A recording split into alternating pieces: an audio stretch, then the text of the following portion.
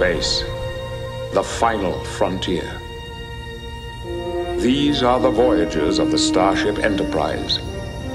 Its continuing mission to explore strange new worlds, to seek out new life and new civilizations, to boldly go where no one has gone before.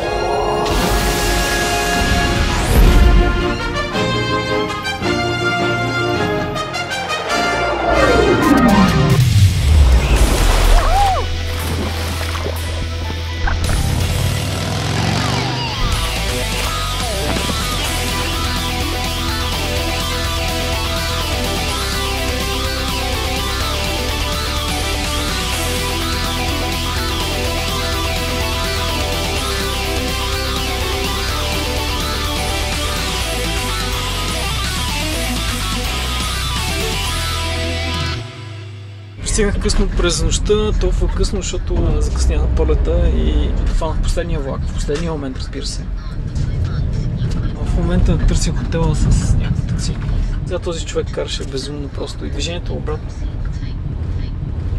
Уважаеми дами и господа, ето какво получавате срещу 80 хонконгски долара на вечер. Ето това.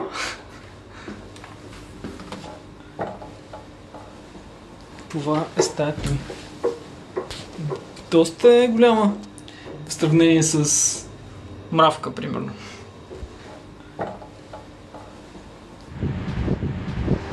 Разхождам се някъде, нямам идея къде точно се намирам. Просто е възхитително е. Интересно е, различно е. Хем по някакъв начин прилича на Китай, хем не е Китай. Много по-вертикално от Китай, много е по-компактно по някакъв начин. И това морско усещане, този вятър, това усещане за заседна си в Бургас. Ама не точно Бургас, защото не изглежда баш като Бургас. Бях възхитен от Фужо в началото. Бях впечатлен. След това бях впечатлен от Сямен. След това бях повече впечатлен от Шанхай. А сега направо просто съм в някакъв ступор. Това е някаква стена от сгради. Планина от сгради. Много интересно.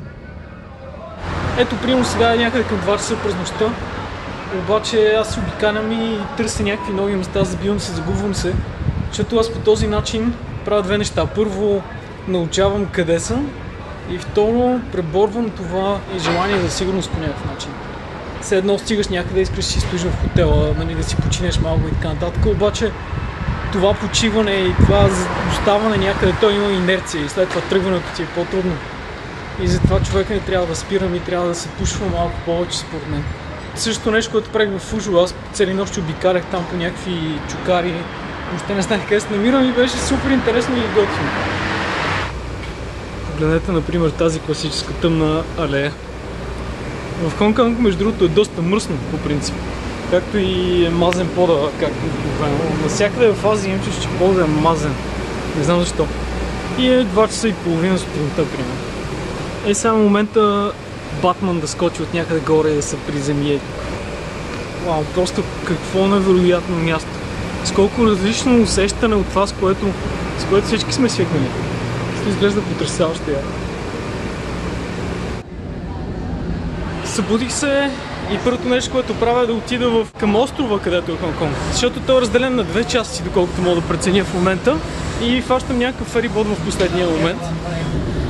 Днес е област, но няма да мога да се кача на планината Виктория, за съжаление, изглежда. Защото там се предполага, че има някаква прекрасна гледка. Но това е не по-малко прекрасна гледка, просто изключително впечатляващо.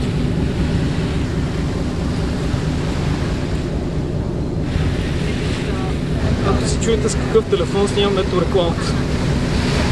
Аз се предполага, че нещата ще изглеждат една идея по-добре.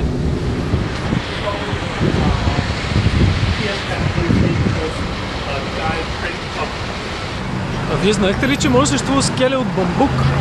Защото аз не знаех. Явно съществува. И ако си мислите, че само долната част, не е. Ето всичко това е бамбук.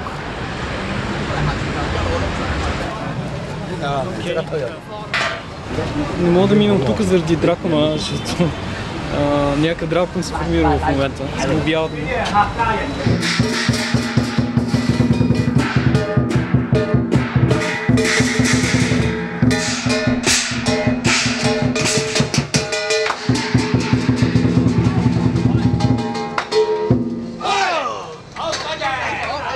Браво, дракони! Явно, че имат заден ход, защото излязаха на заден. Това е супер. Добре е за един дракон да може да се планира навсякъде.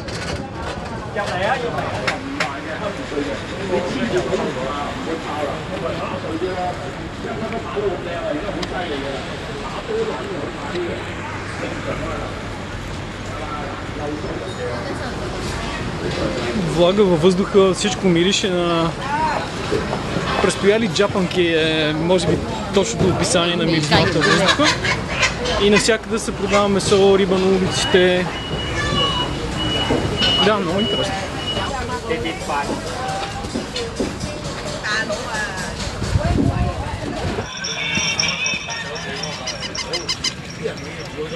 Знаете се с кучето и пада.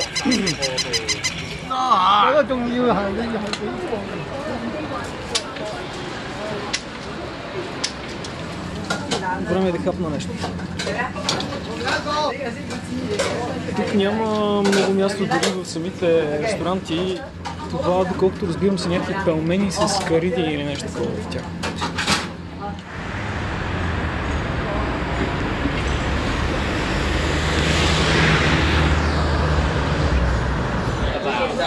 Отделих малко време да ресърчна какво правя в Хонг-Конг и вече имам малко по-ясна идея къде се намирам, какво да правя и какво ще правя тази вечер.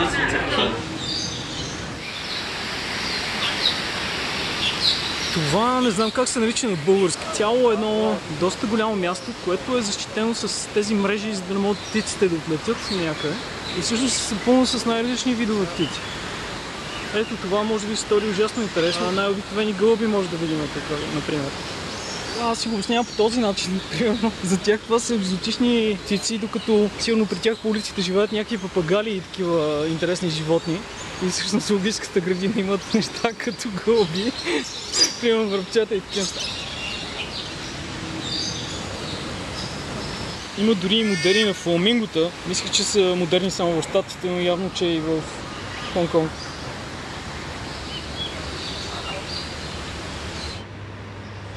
Това е много интересно. Това момиче е всъщност цялото покрито с камери. Различни неща са написани върху ръцете и краката и се прожектират върху този екран.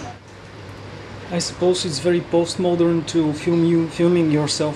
Can I ask you what are you trying to say with this exhibition?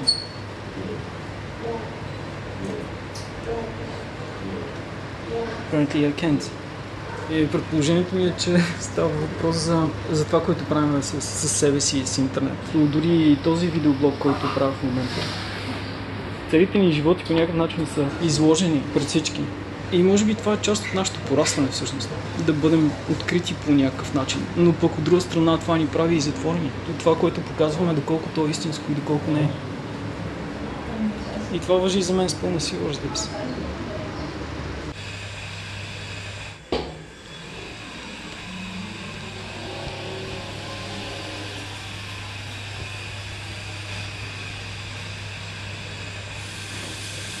Намирам се в Hong Kong Visual Arts Center и тук има много етажи в тази сграда, където има най-различни работилници за скулптура, например, на това ниво.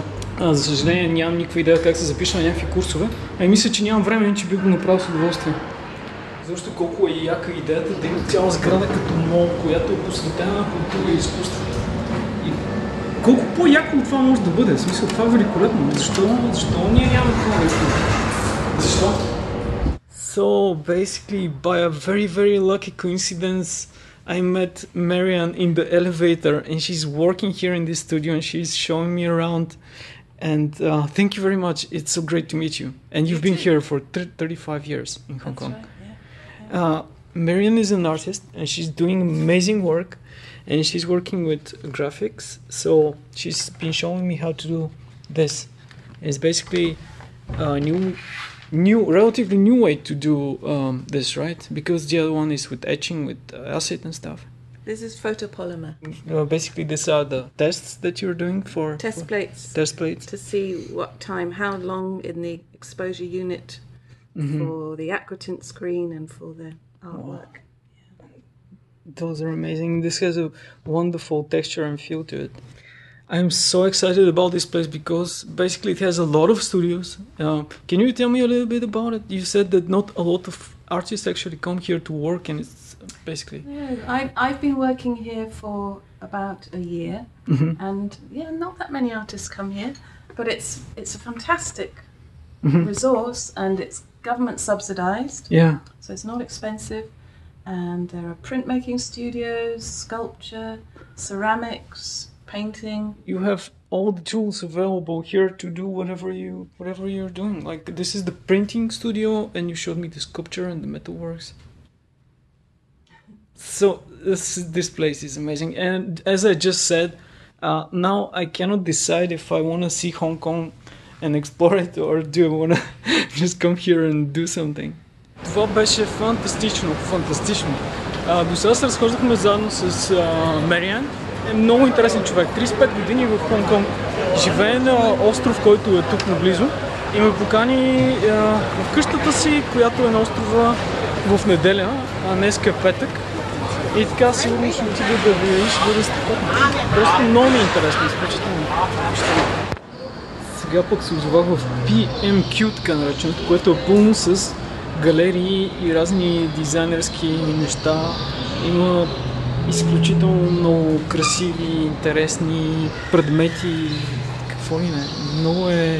Много изискано, много с вкус направено, и ми прави впечатление как тук хората наистина имат някакво отношение към изкуството и към културата. За да има такова място обособено само по себе си, нали, не е някакъв мол, просто място като това е много впечатляващо за мен. Това е прекрасно просто. This place is full of really crazy talented people, and I just met one of them, so I'm gonna get this. Thank you very much. Thank you. You have an amazing shop, and the work you're doing is very beautiful. Very, very beautiful. Thank you so much. What's your name? I'm Kayin. Kayin. I'm Costa. Nice to meet you. Thank you. Nice to meet you.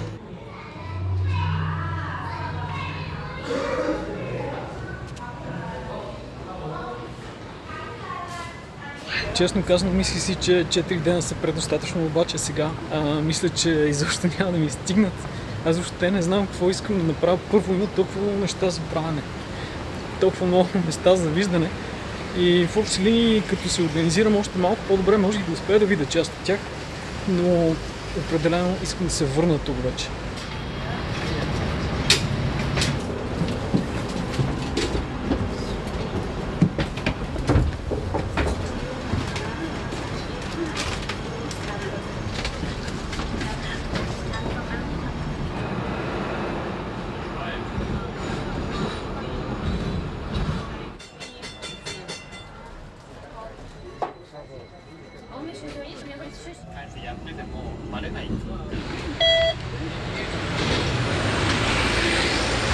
Тези карти в Хонг Конг са нещо като Oyster в Лондон.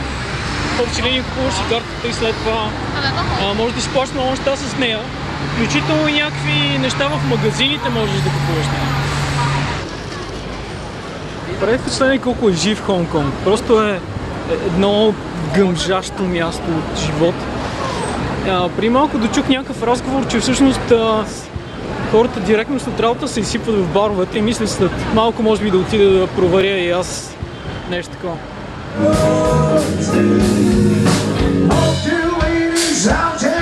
Значи едно от две неща. Или аз рязко съм се разхубавил без да разбера, защото някакви жени постоянно ме свалят и ето в разката ми се развитят и най-вероятно второто.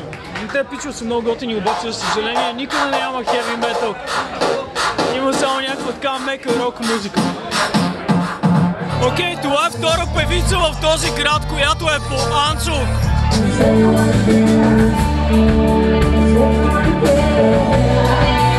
Bulgaria, Kenya, Sweden, India, Finland, United States, India, United Nations. Oh my God! Here we are. We are the United Nations. You yourself and say Bulgaria. And Bulgaria. I met this guy from Sweden and Finland, and he doesn't get any more heavy metal than that. So we're going to find a heavy metal place. Hello to my friends at Aim and Amar.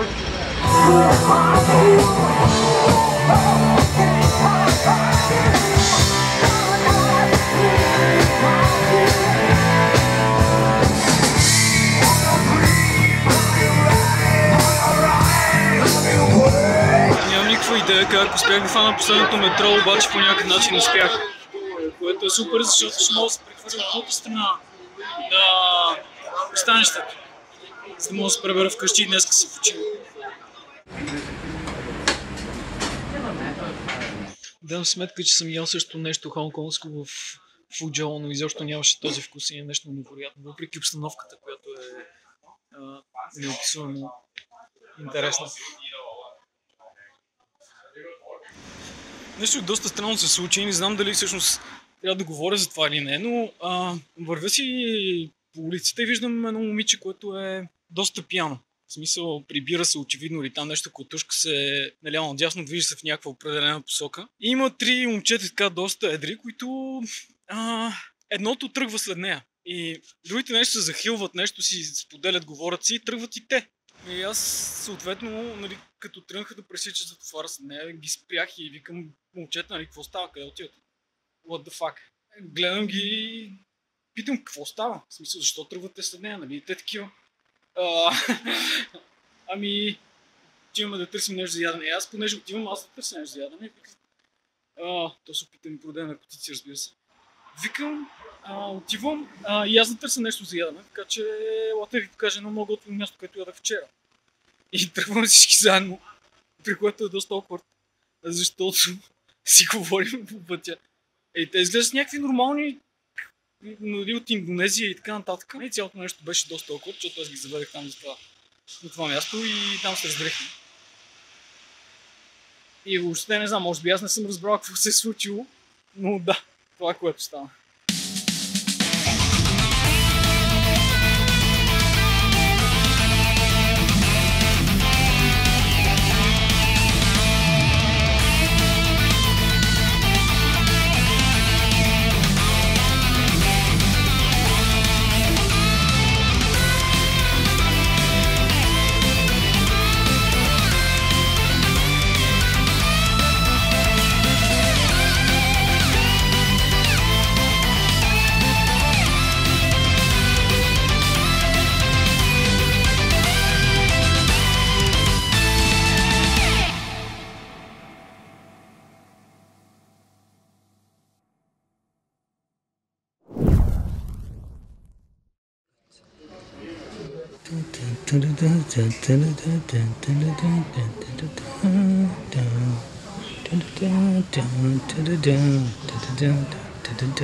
Ето го и Батман, който защитава Готъм Жол от монголските орди. Никаква несправедливост не може да се изплъзне от зоркия му поглед.